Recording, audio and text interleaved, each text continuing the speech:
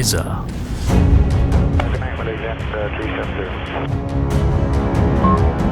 Dua zaman yang berbeza. The shuttle exploding, all aboard, including a school teacher, were killed. Breaking news tonight, a Malaysia Airlines flight with 239 people on board has gone missing. Namun, meninggalkan satu persamaan yang membingungkan.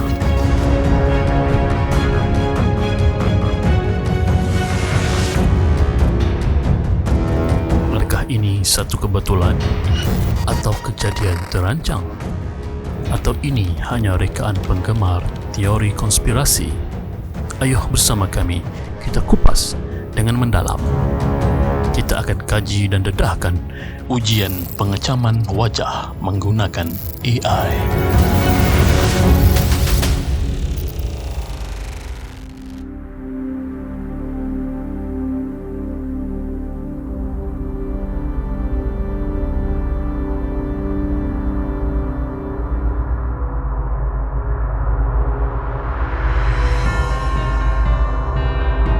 Di era 1960-an hingga 1980-an, Amerika dan Rusia sangat giat dalam penerokaan angkasa lepas, mendorong inovasi dan persaingan dalam misi penting seperti pendaratan di bulan dan pembangunan stesen angkasa.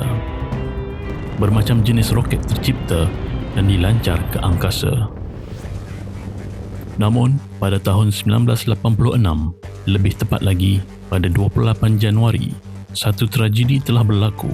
Dunia dikejutkan dengan tragedi nahas roket Challenger milik Agensi Angkasa Amerika, NASA.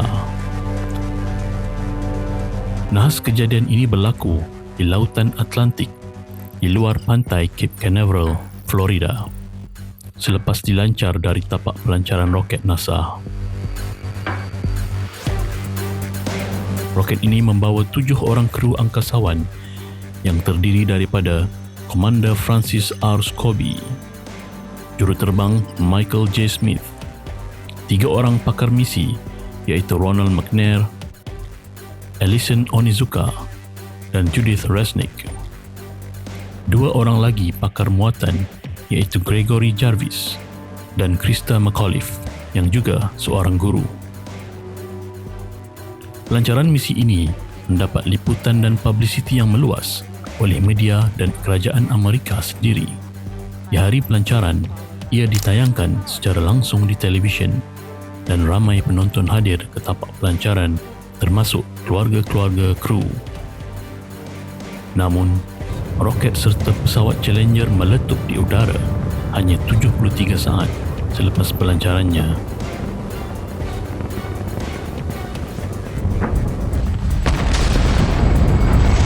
Mengorbankan semua kru di dalamnya.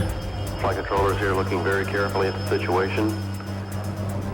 Obviously a major malfunction.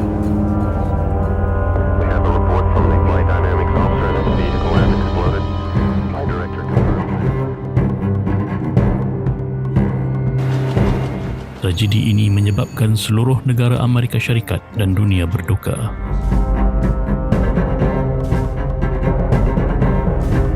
Today is a day for mourning and remembering. This is truly a national loss. The Challenger crew was pulling us into the future, and we'll continue to follow.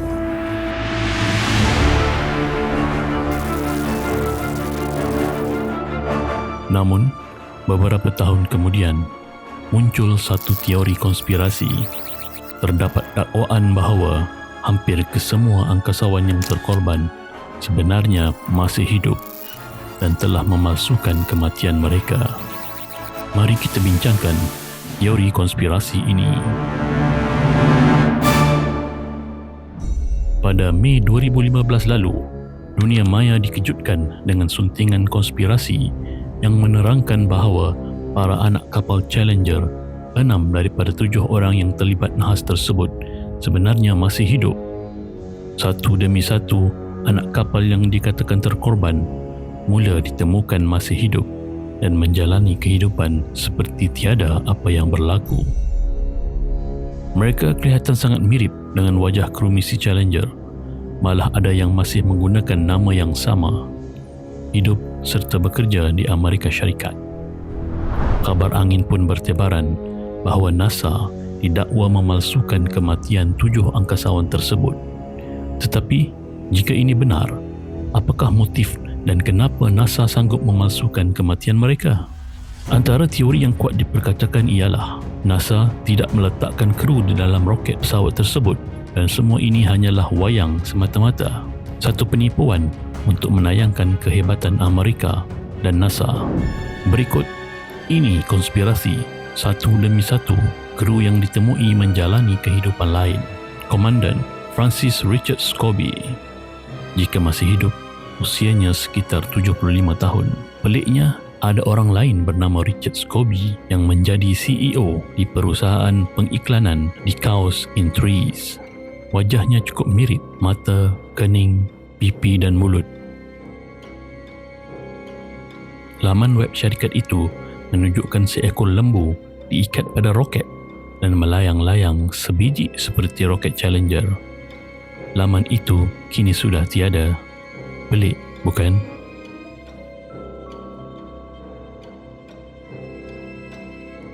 Ronald McNair, pakar misi untuk misi angkasa NASA. Dia merupakan warga Afrika Amerika kedua yang menjadi angkasawan. Jika masih hidup, usianya 64 tahun dan orang yang ditemui mirip mukanya kini dikatakan adalah abangnya, Carl McNair. Carl kini sering dipanggil NASA sebagai duta memperingati nahas Challenger.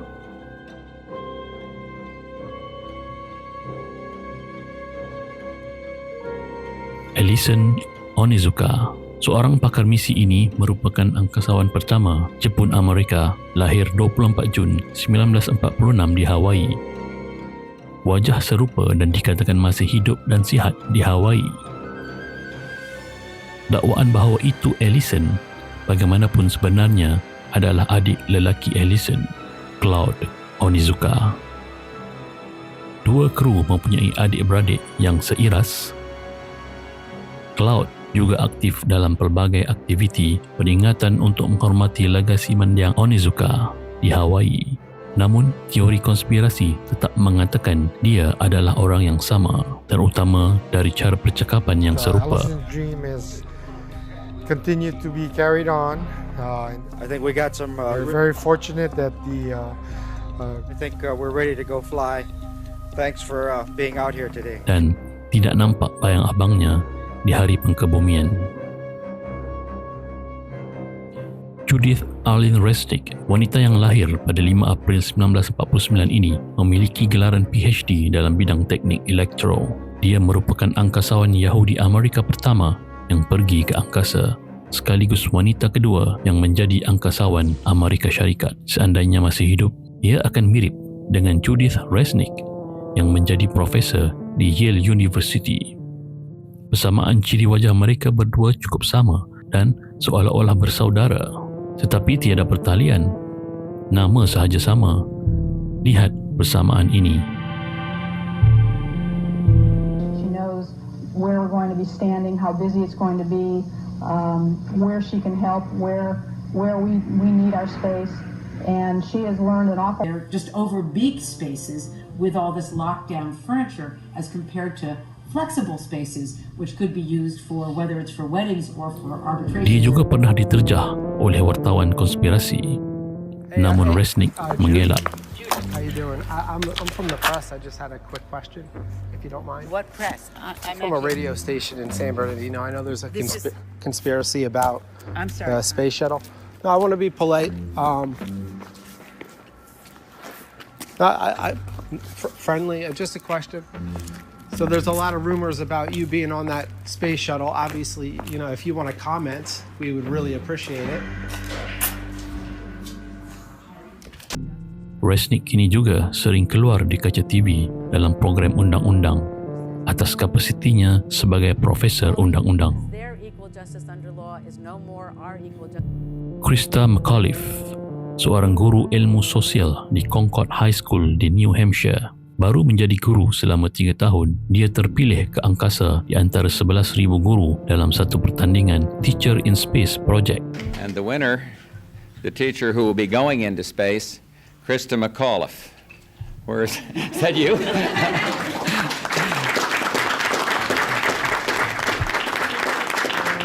Dulu dia menggunakan nama S. Krista McAuliffe dan kini dia menggunakan nama pangkalnya Sharon McAuliffe. Ini yang teori konspirasi katakan. Kini dia adalah seorang profesor di University Syracuse. Dan yang terakhir, juruterbang pesawat Challenger Michael J. Smith. Teori yang dijumpai, dia masih menggunakan nama Michael J. Smith dan menjadi profesor bersara di University of Wisconsin. Dia juga pernah diterjah wartawan konspirasi. Dan ini jawapannya. Are you Michael Smith? Yeah. Professor at university? Retired? Yeah. Yeah, I just stopped by because there's a room. Are you aware of that? There's a rumor on the internet It's not me. that people are saying. Yeah, it's not me, obviously. I mean, anybody that looks at my background, looks where I was born, it's not me. I mean, it's interesting that the Michael J. Smith that was the astronaut looks something like me when we were younger, but really not. If you really look at facial recognition. You never been a pilot, never been in the military. Nothing like that. Huh. No. Okay. Yeah. That's all. And I don't respond to the emails I get. I get probably an email, maybe 2 a month. Really? And I got one guy that's been really hounding me, and I turned it over to the FBI. Okay. Yeah, you just sure look a lot. It's the same I thing. know the facial thing, but that's what we looked like. What? 40 years ago? Mm-hmm. Yeah. Okay. Well, thank you. Yeah. Okay. Michael J. Smith. Nama sama, muka sama, lesung pipit pun sama, senyumannya juga sama, namun dia menafikannya. Kesemua dakwaan ini telah didangkal oleh NASA dan media-media utama dan dilabel sebagai teori yang merepek dan tidak menghormati kru yang telah tiada.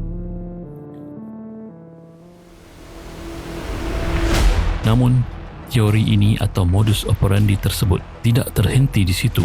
Kali ini, ia muncul lebih dekat dengan kita. Pada tahun 2014, dunia dikejutkan dengan kehilangan pesawat Malaysia Airlines MH370.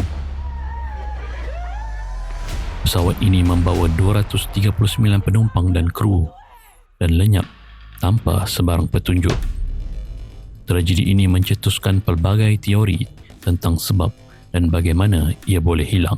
Antara teori pertama yang muncul ialah teori bahawa pesawat ini sebenarnya dirampas dan mendarat di satu lokasi rahsia somewhere di Eropah Timur.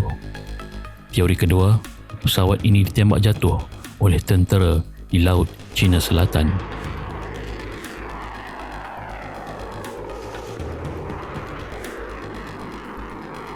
Teori ketiga, pesawat mengalami kegagalan teknikal yang mengakibatkan ia terhempas di kawasan yang tidak dapat dikesan.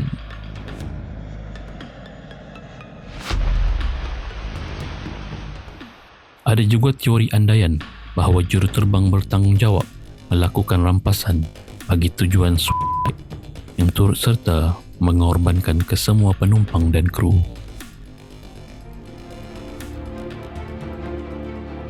Teori kelima, antara yang paling kontroversi, adalah teori Diego Garcia, satu teori yang mendakwa pesawat MH370 dialihkan ke pangkalan tentera Amerika di tengah-tengah Lautan Hindi.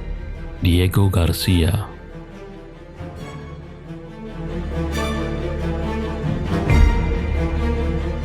Ini kerana sewaktu kejadian kehilangan masih panas, terdapat laporan oleh penduduk di daratan dan pulau sekitar Diego Garcia bahawa mereka nampak satu pesawat terbang rendah menuju ke Lautan Hindi atau Diego Garcia secara spesifiknya.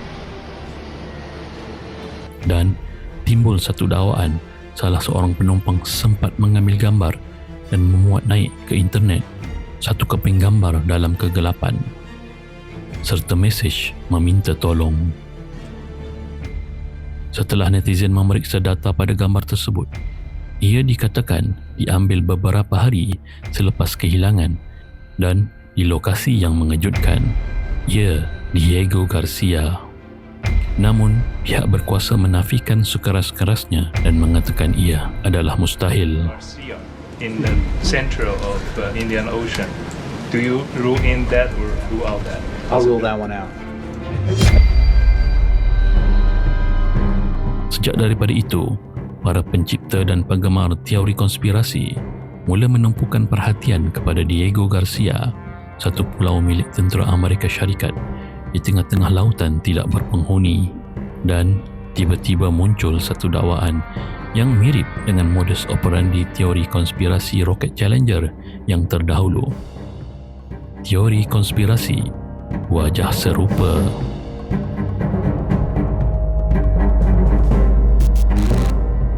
Mengikut dakwaan tersebut, beberapa orang residen di Pulau Diego Garcia ditemukan mempunyai wajah yang sangat serupa seperti kru pesawat MH370.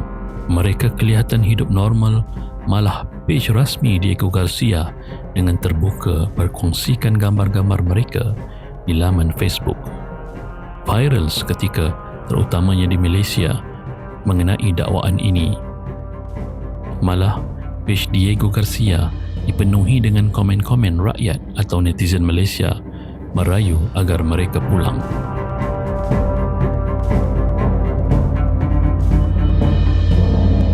Benarkah itu juruterbang pesawat MH370, Kapten Zahari? Atau ini Ketua Steward Andrew Nari dan kru-kru yang lain?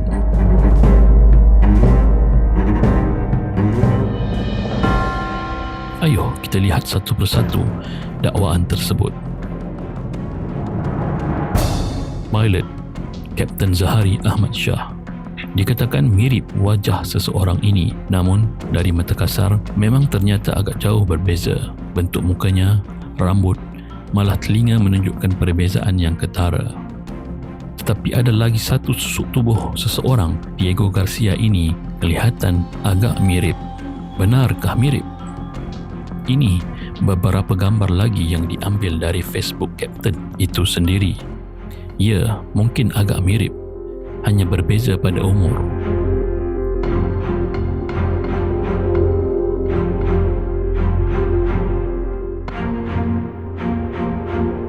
Untuk mengkaji dengan lebih tepat, kami mengambil inisiatif untuk menggunakan facial matching software yang dikendalikan oleh AI atau Artificial Intelligence untuk membuat pengecaman secara saintifik. Sebelum meneruskan pengecaman, kami cuba perbandingkan wajah orang-orang lain dahulu untuk melihat adakah sistem ini tepat atau sebaliknya. Untuk itu, kita cuba dengan wajah-wajah selebriti yang kita kenal. Ini Arnold Schwarzenegger. Sistem mengatakan 100% sama. Okey, kita cuba orang yang sama tetapi ketika umur yang berbeza. Baik. Juga 100% sama. Kita cuba lagi wajah selebriti dari Malaysia pula. 100% sama. Baik, kita cuba orang yang ternyata berbeza pula. Azwan Ali dan Anwar Zain. 9.8%. Rendah, bukan orang yang sama. Yang terakhir, kita cuba wajah selebriti yang mirip-mirip. 34%. Rendah, mirip, tapi bukan orang yang sama. Ternyata sistem AI ini boleh dipercayai. Kini, kita akan menganalisis wajah yang didakwa adalah milik Kapten Zahari ini. Foto pertama yang jelas bagi kami adalah berbeza. Hasilnya 6.5%. Ternyata berbeza, bukan dia. Baiklah, kita cuba pula dengan gambar dari video yang agak mirip ini. Hampir 70% serupa, tapi bukan 100%. Apa pandangan anda? Bagi kami, ia tidak serupa jika bukan 100%. Ini kerana apabila kami mencuba perbandingan antara foto hebahan pihak berkuasa dengan gambar-gambar dari Facebook Kapten Zahari, ternyata mencapai 100%.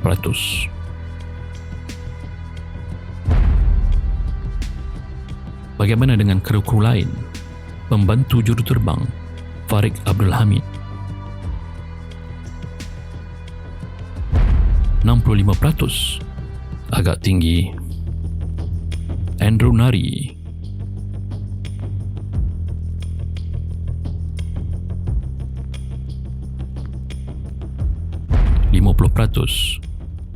mungkin pelanduk dua serupa. David Tan Zihiang,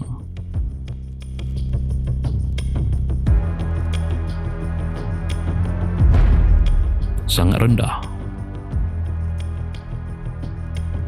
Patrick Francis Gomez,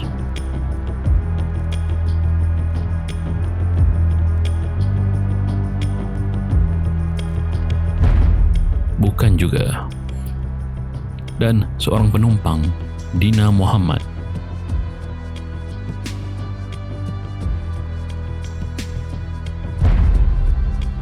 cukup rendah peratusnya. Pasti bukan orang yang sama. Kesemuanya memberikan peratus kesamaan yang sangat rendah, kecuali juruterbang dan co-pilot.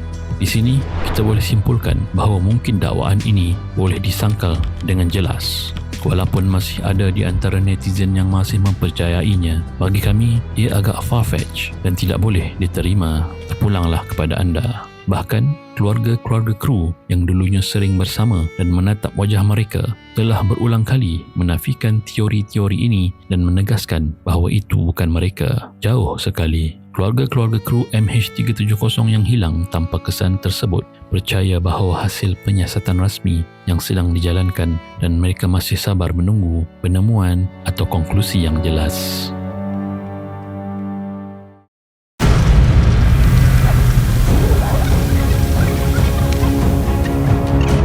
Entah mengapa teori konspirasi atau modus operandi ini muncul dua kali dalam sejarah. Apakah motif dan keperluan perkara ini dilakukan oleh pihak bertanggungjawab? Jika nahas Challenger NASA dikatakan adalah untuk menutup penipuan eksplorasi angkasa bermula dengan pendaratan bulan hingga ke eksplorasi planet Marikh, apa pula alasan untuk kejadian pesawat MH370 ini? Apa motif mereka merancang kejadian nahas tersebut? Allahu alam. Penting untuk kita ingat bahawa teori konspirasi hanya spekulasi tanpa bukti kukuh. Keluarga dan sahabat handai mereka yang terlibat dalam tragedi ini masih berduka dan berusaha mencari kebenaran. Kita harus menghormati perasaan mereka dan tidak menyebarkan maklumat yang tidak disahkan. Kami ingin menyampaikan ucapan takziah dan solidariti kepada keluarga kru Challenger dan penumpang serta kru MH370. Semoga mereka diberi kekuatan dan ketabahan dalam menghadapi dugaan ini.